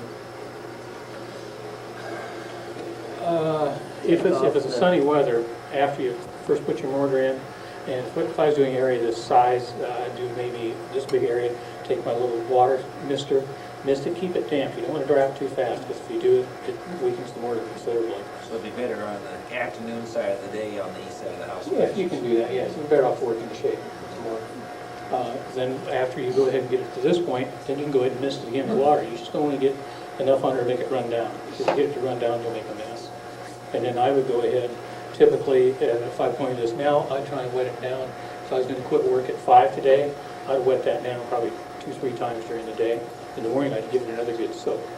Actually, the more often you wet that wall, if you wet it every day for a week or 2 weeks, the harder it will get, the more it will cure. Because every time you put water on it, the water soaks into the brick, fills up the empty spaces in there where the air is. When it evaporates and dries out, it sucks air in there, fresh air, that has carbon in it. The mortar will absorb that carbon. Now you have that dead air in there with no carbon in it. If you put water in there, it'll go ahead and evaporate out, suck fresh air in, more carbon. So the more times you wet it, the harder it will get because it puts more carbon into the mortar. This is called a striker. Buy these at most hardware stores and lumberyards. And this would just give you this concave joint up there. Again, you just go back and forth until you get to the edges of the brick so it's sealed. Here we have a little void. We didn't have enough mortar in the joint to start. So I would go ahead and dig this out a little bit, put some more mortar in it, strike it again, and call it good enough. Bill, would you make sure you cover the point that what you want to do is match what was there? Well, yeah. Well, that's what I thought I made the point. But of course, if your building has the concave joint, you want to use the concave. And if you have the weathered look, you want to go with the weathered look. So it's important that you keep that same look. Sometimes we'll give it that weathered look, and we'll come along with another tool. And you'll see on some buildings they have a little edge. You see more of the edge of the brick. And so we may go ahead and give it some little divots here and there and let it dry then, because that's what's in that original building. If we went back and put all even to the edges of the brick, it wouldn't look the same. The building is down on the corner, because someone has repointed about half of it, and the joints look really too white. The color isn't really that far off. It's more that they put too much mortar in there. It's too much to the edge. You're not seeing enough shadow. And so it might not be too white a joint, but too white of a joint. So sometimes it's very important to get it back away from the edge. And even if your building does have the concave, if that's weathered some, then you can go back to it. You can go ahead and peel a little bit of that away from that edge and then brush off that lighter dust. A lot of things we do, little tricks of the trade, to try and get that weathered look to make it match. Because if you don't match the style of the joint, no matter how close the color is or how good the workmanship, if it doesn't have the same shape, it's not going to cast the same shadows as it does. How much of an issue? It takes a minute. How much of an issue is it water's freezing and thawing on the top edge of the brick if the cutout has been struck back? It depends. On the brick, if it's a modern brick, sometimes that's not a big issue because the surface of the brick may be fired back as 1/4 inch Ds. I would look at your building, what kind of shape is your building? If it's all weathered back, 1/8 of an inch or 1/16 of an inch, and the bricks aren't dying, I wouldn't worry about it. I'd make it match the same look. But if you are having troubles with that, then you may want to go ahead and repoint a lot of your joints to get away from it. You said bricks dying. Is that scalding? Yeah, just disintegrating. Moisture could be freezing. Coming back, water going in through the front, coming back out, time and time again, it just breaks the bricks down. Bill, Ed made I'll tell you what, if we're done showing this, why don't you and I go up to the front and then we can get everybody so they can ask questions. Was there anything else you wanted to show them here? That's about it. This, you said put a little acid on there. You put acid all over everything, or just along here? Or Well, what kind of acid? Once this is set up, we would go ahead and take a mild solution of muriatic acid, what we usually use. Same type of acid you go buy in a hardware store. We dilute about 1 to 8, 1 part acid, 8 parts water. Get the wall completely saturated. You have to have it really soaked, because if you don't, it'll soak in, acid will soak in the brick and you won't get it out. You really have to saturate it. You can't put too much water on the wall. After it's completely wet, we just spray the acid on. We put a little pump it and spray it on, or you can brush it on. Of course, you gotta use goggles, rubber gloves, rubber suit. What type of acid? Have goggles? Muriatic acid. Yes, muriatic. Buy it about any hardware store. Are you careful you don't get it on this? No, that's what you want to get it on, because if you put it on, see how light colored this joint is? This joint has not been acid washed, so you're seeing all that lime is on the surface. The joints on your building, you see the sand because the lime is washed off of it. And so if you put the acid on here, it'll expose the aggregate. Then you'll see the sand that will match your building better. Until you wash it and get that surface lime off, you'll have a hard time making it look like your building. Because on your building, you see the sand, and then you see the lime between the sand. Here, all you're seeing is the lime on the surface. So you wash it with water, then you put the acid on? You get it soaked with water, then you wash it with the acid and rinse and rinse and rinse to get all the acid off. It'll take the smears, what they call it, this lime smear off the front of it, and you'll see the sand. And it'll take it all off the brick too. Yeah. And you shouldn't have to scrub it, you just power wash it.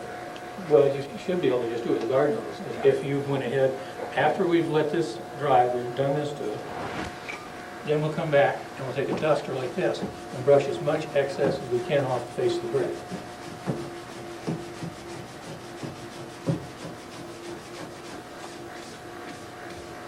Now, after that dries, a couple days, 3-4 days, then you go back to that mild acid solution and you get all this white smears off the brick. But you soak it down before You gotta get it really soaked, because if you don't, the acid will go in there and you have trouble getting it back out. Well, you won't get it out, and that's not good for your brick. It's not good for the mortar.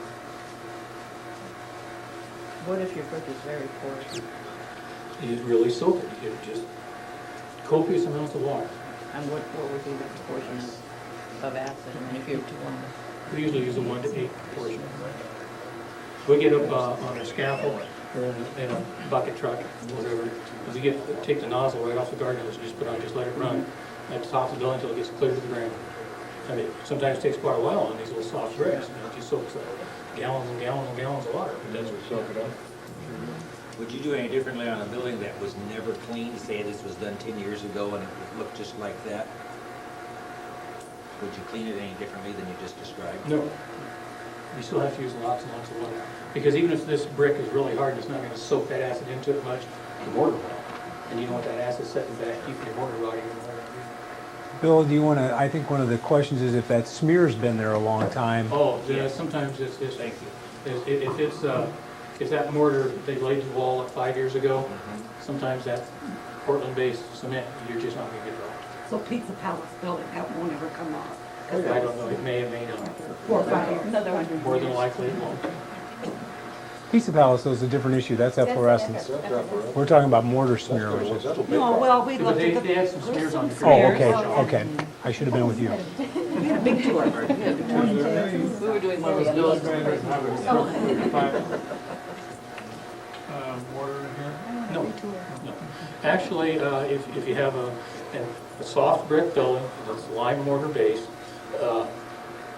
the more textured your joint is better because it gives more surface area for the moisture in the mold to evaporate out. Some people think that's not such a good deal because this rough is going to soak it up, but actually it only soaks up so much and it kind of seals itself. And then later when the wall dries out, it gives more wicking area for it to evaporate, more surface area. We're going up because the mortar is relatively inexpensive, and replacing it in comparison with replacing the brick or the stone is relatively inexpensive. What happens is if you try to make it too hard, then you run into the problem and you begin sacrificing the brick or the stone. The mortar's supposed to be the thing that takes the brunt of the burden. A good way to think about this is as they were trying to design a spacecraft to re-enter the atmosphere, they kept trying to make a real hard metal that would withstand the heat. Finally, it occurred to him, hey, what if we just take about a foot of charcoal type stuff and we let it burn away? That worked. Mortar's the same way. It's meant to be the thing that is sacrificed over time. 2, rough helps. Let the wind come along and let it rub against that really rough surface, and lots of moisture leaves the wall. Last general principle before we take questions, on the issue of water repellents. We used to be a prodigious user of water repellents, and the fact of the matter is we now believe if the wall is sound, it's not going to leak. If it leaks, you must have a problem with a hole someplace. Spraying some magic stuff on is not going to solve your problem. As a matter of fact, we see a lot of buildings that are damaged because what happens is the building will let the moisture come out, it hits this film, it stops, and then it discolors. So we do not use water repellents hardly at all. Sometimes newer buildings, but really not much. Once in a while, people will just demand it, and we'll see what we can do about that. But anyway, those were a couple of other things to kind of keep in mind. Let's go with the questions and answers. And Bill, one thing I suppose we ought to do, if somebody asks something, we should repeat the question so everybody can hear it, because sometimes they can't. So, shoot. Good, we're done. Yes. Do you see this multi-building community effort that is being worked on here as potential to carry across the state? I mean, is this a first community that's tried this with the TIF multi-source point financing cooperative effort with owners? Yeah, well, every year we have multiple communities get a hold of us with the same idea, and we have always stayed away because it's very, very complex. How are you educating an entire community? How are you pricing an entire community? How are you working in an entire community? We've never done it, and I'm not real anxious to do it again anywhere else because we still have a lot of learning to do here in Mount Vernon. Willing to help, because I know you and I were talking a little bit about, well, what about other communities? This is really tough. It really is. Mount Vernon's unique because of the TIF funds and because of the thought that the community may help finance the renovations in the historic district has a real chance of working. Most communities where that is not true, you can forget about it. The people that own the downtown buildings are trying to earn a living, and paying a big chunk of their money to me is not part of their strategic plan by any means. So I don't know. It'll be interesting to see how this all pans out, and then we might know. We might know more then. I don't think I repeated his question, did I? Nope. He said it pretty I want to talk a little bit about brick that's been painted. Brick that's been painted. There, Yes. I remember. In particular, what do you want to know? How to get the paint off, or? Well, is it worth taking the paint off? Can it come off? What damage does it do? Or does paint present a problem for trucking? Okay, the question is, how do we get the paint off of a brick, if it damages the brick, or if it's worthwhile taking it off? There's a lot of variables in there. It depends on how many coats are on the building, if there's damage being done to the building because the paint is on there. If it's sealed it up and there's a lot of moisture coming through the walls and it's causing the bricks to disintegrate, well then some thought should be given to getting that paint off there before you lose the building. As a rule, paint is very hard to get off. Sometimes if it's light, not a lot of coats on, wasn't applied very well, or a poor quality paint, a hot water pressure washer will take that off. There's a lot of caustic paint removers that can be used. We tried doing a lot of paint removal years ago, maybe 10, 15 years ago. Had some success, had some failures. We don't get into that very much because it's just a really hard thing to get off. And I would not take it off unless it came off easy or if it was causing a lot of damage to my building. Labor intensive. Labor intensive, and sometimes the materials that you use to take it off will cause you more damage. Okay. Another thing on the paint removal too that happens to you is you get around the building and you've taken off a bunch of the paint and now you found out why they painted it. Yeah. You didn't know that until, Yeah, we've done that too. A lot of these buildings were painted. Yes. We've done that. Because they're trying to protect, they think the moisture is coming from the outside in, where in many cases it's moisture from the inside trying to get out. And you paint them and then they can't get out. Well, we've taken paint off the building and went around and discovered that gee, the reason they painted that is because they patched a great big area there with cement, and then they tuck pointed joints in it to make it look like brick, painted the whole thing. We thought it was all brick. Yep. Well, when we took the paint off, there's this enormous ugly patch in the wall. Yep. And now they're not happy about the patch. Yeah, they're not happy about anything. Can you use the example of the Big Creek building on the corner that you recommended to repaint it? Oh, Because okay. it's been painted out, and why you recommended it? Okay, that, she wanted to know about that, is it Big Creek building? On the corner that's been painted, it's that red building. And I recommended that they just do the masonry repairs wherever there's bad mortar joints or the bricks are deteriorating, fix those areas and repaint it. The reason I suggested that is because that whole building, just about the whole building, has been sandblasted, I think, and sanded. You can see swirl marks in the brick that they painted over. If we used to remove the paint from the building, even if it came off 100%, it would still be an ugly building. And the patina on the brick has been sanded away. So actually the paint is giving it some protection that wouldn't be there if they took the paint off. And I would, on that building, I recommend they just fix those areas that are bad, paint them, and all good enough. If 10 years from now, 5 years from now, they get another weathered area, let's fix that area and paint that area. Because they're never going to make the building look like it should be. Yeah. A lot of our homes in Mount Vernon are wood frame with limestone foundations. And how are the procedures that you discussed today back here the same procedures that you use on a limestone foundation, both interior and exterior? Can everybody hear that? The question was, is it the same for a limestone foundation? And the answer is yes. You're doing the exact same thing. The one thing that is a little different when you get these big pieces of stone, though, is that, and I heard somebody mention it earlier today, the mortar came out and now it's just like sand that's running out of there. Well, what you need to do is you need to, instead of just, if you're going to do it really right, you need to point a little bit, and then you take something that's very much like a chisel, and you pound it back in there so you're filling that thing back up again. Is actually what when we were looking at the bridge in Elkader, that was one of the reasons that we seem so inordinately high in price, is because that's what we needed to do, was basically push that mortar in deep in that stone. And you would need to do the same thing for a foundation. But other than that, it's the same. I can't think of any difference. No, you can imagine on some of those things, it's almost like doing a root canal. You need to get that mortar back there and tamp it, because sometimes that void can go back behind the stone, around the side of the stone. So it's a good idea to put some in there and tamp it back in there and work yourself out to the surface. Can you do it all in one application, or do you have to do it like you're doing drywall and do it in a couple of applications? I would do it all in one application. The reason that is soft in there is because when they laid the building up, of course, they laid it all in one application. They put the mortar in there, put the stone on it, mortar, stone, mortar, stone. The outside surface carbonized, that's what gave it that hard seal. The inside didn't, that's why it's crummy. Now that the outside surface is gone, you're into that crummy area. I would go ahead and pack it full of mortar. Your outside surface is going to crust over. You'll get the carbonation there. It'll be just like it was originally. 100 years from now, your work will be crummy inside too, but the outside should still be hard, or it'll be weathered away, and it's the next guy's turn to fix it.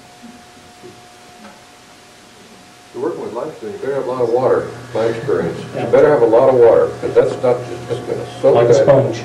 Soak that, yeah, and then you've got, it's Why power. don't I say a question here? Yeah, it's the chimney area in the basement that frequently is a lot, very wet. Good thing, bad thing? What causes, is that just,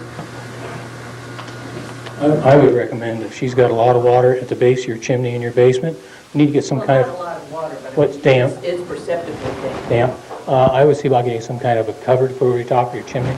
The typical thing they call is like a Chinaman's hat, something like that, to get that water to quit going down inside your chimney so much. Yeah, I think one of the chimneys is capped in one, isn't it? Yes.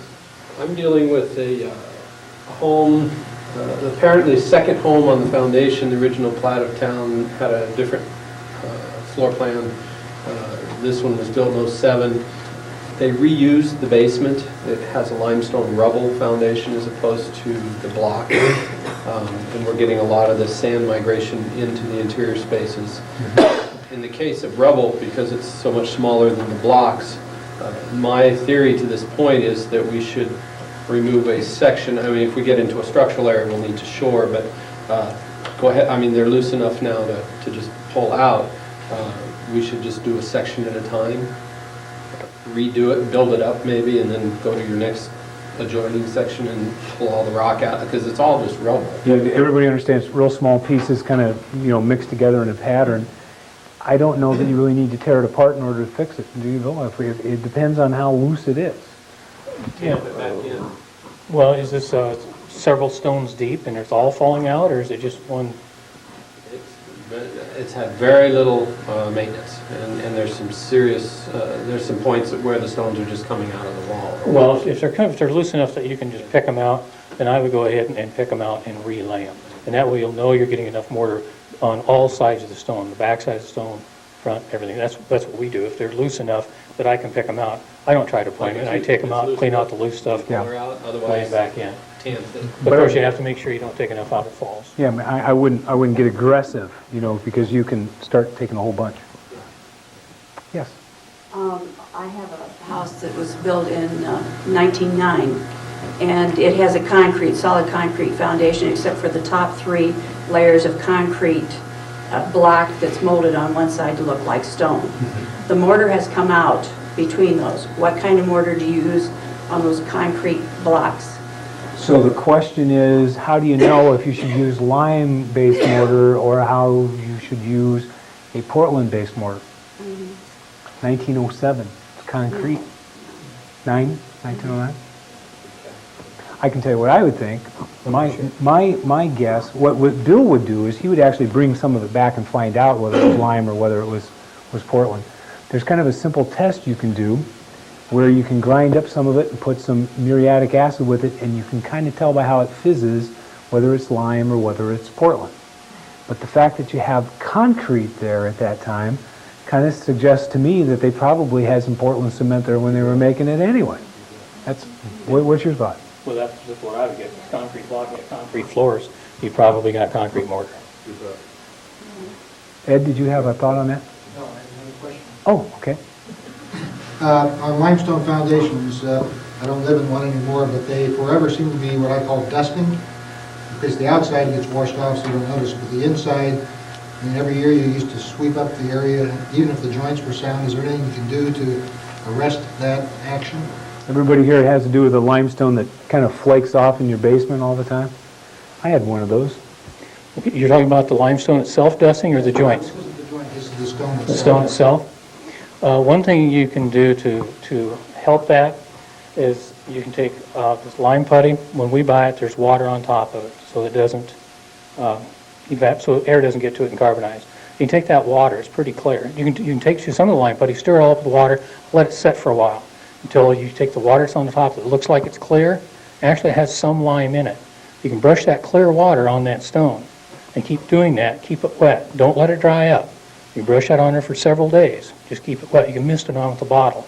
Don't get it to run, but just keep misting it on there. What that'll do will put lime back into the surface of that stone. And it'll go ahead and, when you quit then, it'll carbon and it'll actually harden the surface of that stone up a little bit. I tried putting plaster on it, of course. No, what happens there is pretty soon it still happens, and then pretty soon the plaster starts. Another thing you can do is you can just give it a lime wash and go ahead and color your lime wash with iron oxides to get the color of your stone. And if you want to get real fancy with it, you can make several different colors. You can paint part of your stone one color, part another. I say paint, but really it's a lime wash. And try and color your stones that way, and that will harden and give you a surface that won't be dusting. Ed asked me when we were in the back to talk a little bit about mortar colors. And, one school of thought is the color keeps coming out, and so it really isn't color fast. And that it causes problems because that color is in variation. Another thought is you should match the original, not the way that it looks today. Well, at Taliesin we had that problem because they had limestone, and we had a heck of a time thinking about how we wanted to do this. The original mortar was white, but this stuff on there is now buff colored because this rain has been carrying this little bit of limestone down forever. You put white in there, you can see it from the highway. And this is Frank Lloyd Wright's home that looks like a zebra, and you did it. That sounds like a good advertisement. So, Some out-of-state firm. yeah, they're from Wisconsin. Yeah, they're from Iowa. Can't you tell? What do you expect? There can be problems with the color fastness of the materials used to color the mortar. You would be much better off if you could use a sand that was a more appropriate color. We've been struggling with that issue. I don't know if you've noticed, but it's hard to find red sand, pink sand. That's not real easy to get taken care of. So we do use iron oxides. We find, I think, where we have the most problem with the color being true and staying good is where we have a lot of water coming through the wall. That ends up being, to us, that ends up being the real cause of the problem is there's too much moisture in there. Do you want to add anything to that? Other things you can use to color the mortar, though, is besides your iron oxides, is you can use powdered brick. You take some red brick and grind it up. Add that as part of your aggregate, and that'll work as a pozzolan and also make it harder, and it also tints it a little reddish color. And that won't wash out because that's, in a sense, it's just like part of the aggregate then. It won't wash out any sooner than the sand will. We've taken some black brick, hard-fired brick, and I pulverized up and made some real dark grit out of that, and we added it to some mortar one time, give it more of a dark color. There's things that can be done with it, but really most of your iron oxides will leach out if you have excess amounts of water coming through. Do you need to let that dry before you determine whether you got a color match? In other words, does it change as it dries? Oh, yes, yes. Your color will change in time. Usually, with our lime mortars, it won't reach its true color, I don't think, for 6 months or so. So when you're pigmenting your mortar, it's a lot like when we pigment paint. Start slow, work your way in. Don't heavy-handed. Right. Because there's no way to work probably backwards. Right. Really, our mortar colors, when I put a sample in, in 2 or 3 days, you got a real good idea if it's going to be close. But I really think it does take 6 months or better for you to really get to the true color. But I'm not saying if you're going to work on your house, you put a sample and you got to wait 6 months, and then, well, that's not right, I got to do another one and wait 6 months. I mean, you can tell if you're there in a few days. One little hint I would give you if you're going to buy masonry repair services, and this is one thing that always amazes me, make them do some work for you first to make sure that you know what it looks like. I can't tell you how many times somebody will call us during a year and they ground out the whole building and then they started doing something and they're, oh my goodness, it looks terrible. What are we going to do? Or they let the project get all the way to the end and then they figure out that, wow, this is really bad. I think that a good sample is a good idea. If you're going to hire somebody, it shouldn't bother them to do that for you. They should be able to show you what the work's going to look like when they get done. And take your time and make sure that it's correct. Leah? I have a question. You see a lot of brick houses that are covered with vines or have vegetation real close. Does that harm the building? The question is about vines and that sort of thing. Where were we at do you remember? I had a slide on that. It had like this tree coming through the wall. I'm not sure, but St. Mary's Catholic Church there in Iowa City had a tree growing out. It was about 16 feet tall, about 4 inches in diameter, up near about 80 feet. Yeah, seeds go a long ways through birds. The thing about the vines is that they do secrete an acid that then it kind of eats into the brick, and that's not the worst problem. I mean, that's bad enough. But the vine will exploit a hole, and it'll actually work its way in, and then it keeps growing, and it's really a little tougher than the brick is, and over a massive area it can cause a lot of problems. There was a church we looked at that you could not see the church. It looked like this big mound of green stuff. It was unbelievable. I've never seen anything like that. They wanted to know what it would cost to repair it, but they didn't want us to take the vines off. I'm not kidding you. Yeah. And then after you do take the vines off, the tendrils that have attached to it are almost impossible to get off. You can scrape them, you can pressure wash them, you can do about anything you want, and they won't go away. And years and years ago, when we used to do some sandblasting, you could sandblast until the stone was gone, and you'd still have them 5 little tendrils stuck right there. They're not going anywhere. Yeah.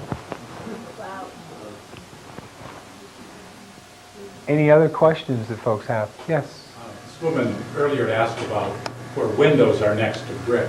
Do you just use a mortar there, or can you use a regular caulk to seal your window? We use caulk. Okay. It has to expand with the building and not crush the frame. You've got to have that gap, but you've got to seal it from the weather. Yeah. Good, I didn't do it wrong then. No, you didn't do it wrong. Although the caulk would probably come out. Leah said, remind people not to use caulk as a joint compound.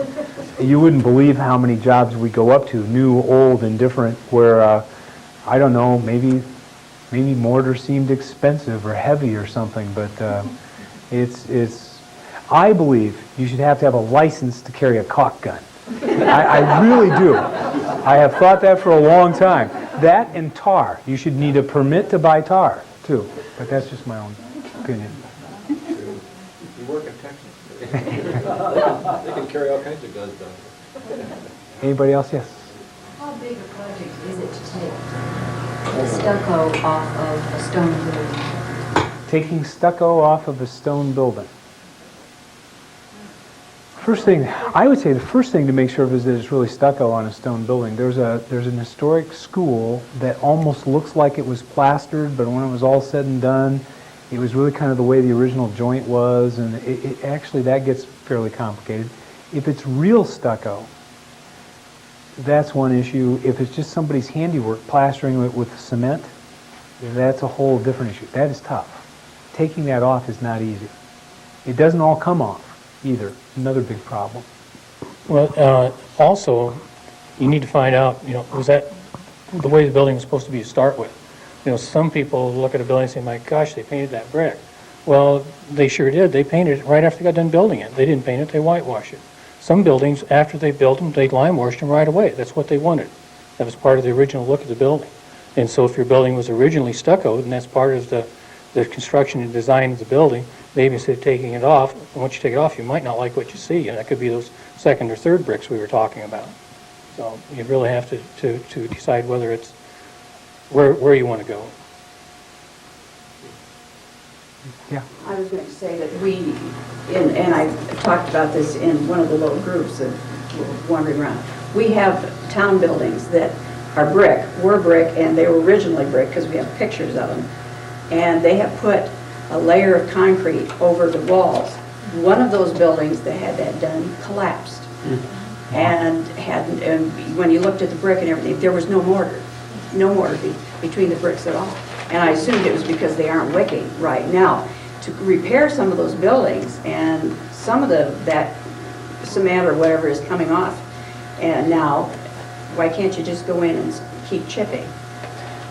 Well, Unless you don't want, to keep away from the brick. I know you have to keep away from the brick so you don't chip it at the same time. Well, I'd actually like to take your comment and go to a different point that probably affects more people than what you're referring to. But what you brought up a real interesting point. As you put masonry cement over top of the lime, and if it really does a good job, water will come percolating through the building, but it can't get out. As it moves back in, it takes the lime with it. The power plant at Cornell, it had been repointed solid. It had a leaky gutter. We took you talk about it. You did it. Well, they had a lot of Portland repair work done on it. And water had come down into the wall. The joints looked good, but of course we knew they weren't good because it wasn't letting the building breathe right. And they wanted to restore it and or preserve it. We didn't restore it. Well, we could do whatever. Anyway, on that we were restoring those joints back the way they should have been. Water had come down into the joints, couldn't come out the front, so it went out the back. And when it went out the back, it took all the sand and cement with it. And so when we cut that Portland joint out, the bricks collapsed. The only thing that was supporting it was that outside 1/8 of an inch or 1/4 inch of repoint that they put in there. And so instead of just tuck pointing this area, we had to relay like hundreds of bricks because once we cut the joints out, they fell down. There was nothing inside them. And that happens to a lot of buildings where masonry products have been put over top of the lime. So actually end up with void. Kind of the same thing you're talking about. What happened there was they covered it with this cement stuff, and then it took all the mortar out through the backside. You could keep chipping on it and fixing it. The problem is who pays for it. And you're really talking about a long process. Yeah. So the limestone foundation where someone's put what looks to be a cement wash over it, that same thing could be happening to that limestone foundation as the brick? Yeah, the question is, if you put that over top of the limestone, could the same thing be happening? And yes. But you don't have quite the same problem. On the heating plant there was a void behind that brick. There was a place for that sand to go. If this is happening on your foundation, your building, you got dirt packed against it, it's not going to go anywhere. Not as much, not as fast. Yeah, not as fast, but it will, of course, leach out. And if you get leaky gutters or you don't have gutters and you get a lot of water along there, it could be taken away. But it's a lot less likely to be as harmful. Anybody else? My feet are getting tired. What about cleaning out loose mortar? How far do you go? How deep must you go? Mortar's soft, which it is with the lime mortar. How do you know when it's too soft? Michael? Go ahead. Okay. Usually we say a half inch. Most joints are a half inch wide, so we go about a half inch deep. It really depends. Some books say you should go twice the width of the joint deep. You don't go back until you hit sound material, because that might be the inside wall. We usually go back, if it's a half inch joint, we go back about 3/4 of an inch, half inch, somewhere in between there. If it's a real narrow joint, only 1/8 of an inch, we might only be going back about 1/4, 3/8, half inch maybe. It all depends. The wider the joint, the deeper we go. Bill was actually on the job where the guy said, wait a second, you're not doing your work correctly because you see, and this was big stone, you see how flaky this is? I want all of that out. So you try to explain the situation and all he thinks is you're trying to get out of the work. And so there were areas where we took all of it out. So yeah, Bill's absolutely right. Sound backing could be the inside wall of the building, especially on big stone. Yes? One question that was raised in our group, in some of the basements of Mount Vernon, you have the limestone foundation. To finish them off, that they put cement walls, smoothed them down, have a finished look. And that's been done in my home, and probably like over 40 years ago. And it's not deteriorating, except probably on the north side it's paneled, and when it gets wet at that time you can see some of the residue at the bottom. But the rest of the walls are good. How about the long-term effects of that? If it looks good, that doesn't necessarily mean it is okay. The question is, so something's been done and it still looks good, but we know in theory it's probably not the best thing for it. My general way of looking at it is, until you really know that something's causing a problem, don't go tearing into something just because you're worried about it. Another good example, sometimes people will say, well, yeah, but you can see the joint has eroded. Yeah, it took 150 years to get 1/8 of an inch off of it. What are we worried about? And the same thing's kind of true there. Unless you know something's going on that's bad, I don't think I'd worry about it a whole lot. Well, and it's just like a soft brick building that somebody's tuck pointed solid with Portland cement. We don't recommend when you go in there, they tuck pointed that with Portland, you got to remove all that stuff. No, you're talking about big bucks. You're going to take a big church and redo all the mortar joints where 90% of them aren't causing any damage. Where there's damaged areas and it's going to be a habitual problem because of a downspout in that area or something, sure, then we need to cut that Portland base out and put in a lime base there. But I wouldn't, if it ain't broke, don't fix it.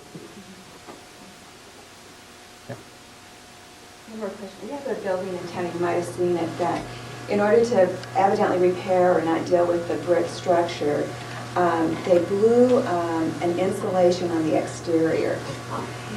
And what is if someone came along and said, oh, I want that building and I know what it looked like, to take that off the building, would it do more damage than good? Oh, I know which one you're talking about, right down there, right? Yeah, okay, all right. Yeah. Well, here's what we would do, and this is the reason Bill has the job that he does, and this is why he knows a lot more about, I'm very sorry.